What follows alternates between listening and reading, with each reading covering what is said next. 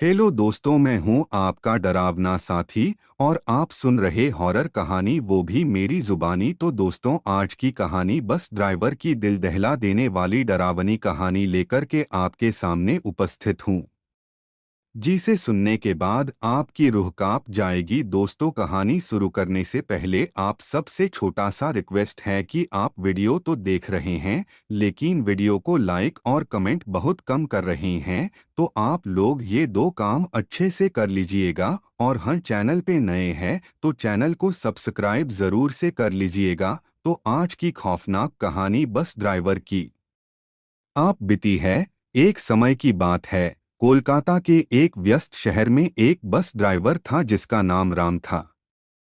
राम कोलकाता के पुराने इलाकों में बस चलाया करता था, जहां सड़कों पर हर समय भीड़ भाड़ रहती थी। वह अपनी नौकरी से बहुत प्यार करता था और अपनी बस को बड़े ध्यान से चलाता था। लेकिन राम के बारे में एक बात बहुत कम लोग जानते थे।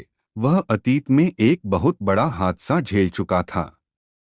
करीब 10 साल पहले राम एक अलग रूट पर बस चलाया करता था। उस दिन मौसम बहुत खराब था। आसमान में घने बादल छाए हुए थे और बारिश हो रही थी। राम ने फिर भी अपनी बस को निकालने का फैसला किया, क्योंकि वह जानता था कि उसके पैसेंजर उसकी बस का इंतजार कर रहे होंगे। वह जैसे ही शहर के बाहरी इलाके की ओर बढ़ा, बारिश और तेज हो गई। अचानक सड़क पर से एक बच्चा दौड़कर सामने आ गया। राम ने बस को रोकने की पूरी कोशिश की, लेकिन बारिश के कारण सड़क फिसलन भरी हो गई थी। बस बच्चे से टकरा गई और वह मौके पर ही मर गया। इस हादसे ने राम को अंदर से तोड़कर रख दिया। उसे ऐसा महसूस हुआ जैसे उसकी आत्मा भी उस बच्चे के साथ ही मर गई हो। कोर्ट ने उसे निर्दोष करार दिया क्योंकि यह एक दुर्घटना थी, लेकिन राम खुद को कभी माफ नहीं कर पाया। उसने अपने रूट को बदल लिया और कोलकाता के पुराने इलाकों में काम करने लगा, ताकि उसे उस दर्दनाक घटना की याद न आए। हालांकि उस घटना के बाद कुछ अजीब घटनाएं होने लगीं। राम को अक्सर अपनी बस में एक बच्चे का साया दिखाई देता था। वह हर बार बस चलाते समय अपने पीछे एक बच्चे की हंसी सुनता। यह आवाज कभी धीमी होती, कभी तेज। पहले तो राम ने सोचा कि यह उसका वहम है, लेकिन धीरे धीरे ये घटनाएं बढ़ने लगीं।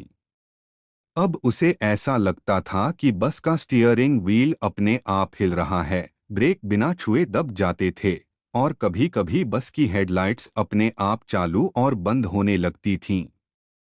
राम ने इन घटनाओं के बारे में किसी से बात नहीं की, क्योंकि उसे डर था कि लोग उसे पागल समझेंगे।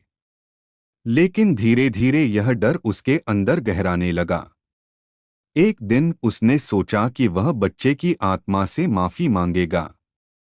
उसने अपने पुराने रूट पर जाकर उस स्थान पर पूजा कराई जहां हादसा हुआ था। उसने मन ही मन माफी मांगी और कहा कि वह उस घटना के लिए बेहद अफसोस करता है। कुछ दिनों तक सब कुछ ठीक रहा। राम को लगा कि उसकी प्रार्थना सुनी गई है और वह अब सामान्य जीवन जी सकेगा। लेकिन उसकी यह शांति ज्यादा समय तक नहीं चली। एक रात जब वह बस चला रहा था, उसे अचानक वही बच्चा बस के सामने दिखाई दिया। इस बार राम ने अपनी बस रोकने की पूरी कोशिश की, लेकिन वह नाकामयाब रहा। बस एक बार फिर रुक गई, और इस बार राम को लगा कि उसने बच्चे को कुचल दिया है। वह बस से बाहर भागा, लेकिन वहां कोई नहीं था।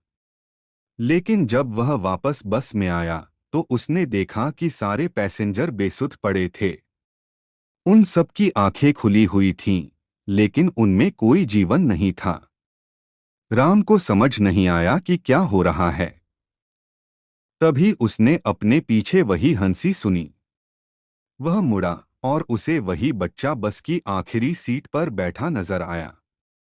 बच्चा मुस्कुरा रहा था, लेकिन उसकी आंखों में एक अजीब सी चमक थी। राम की चीख निकल गई और वह बस से बाहर भागा। अगली सुबह लोग बस को सुनसान सड़क पर खड़ा हुआ पाए। ड्राइवर सीट खाली थी और अंदर बैठे सभी पैसेंजर बेहोश थे। उन्हें अस्पताल ले जाया गया, लेकिन उनमें से कोई भी दोबारा होश में नहीं आया।